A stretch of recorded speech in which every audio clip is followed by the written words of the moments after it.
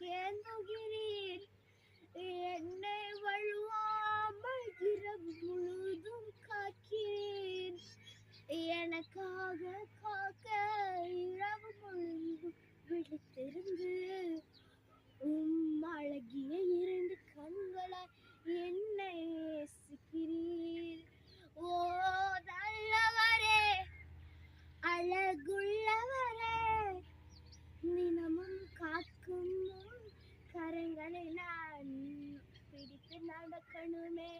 என்னை பரிசுத்தரே, என்னை காப்பீரே, தினமும் எனக்காக எழும்பி நடத்தி செல்வீர்.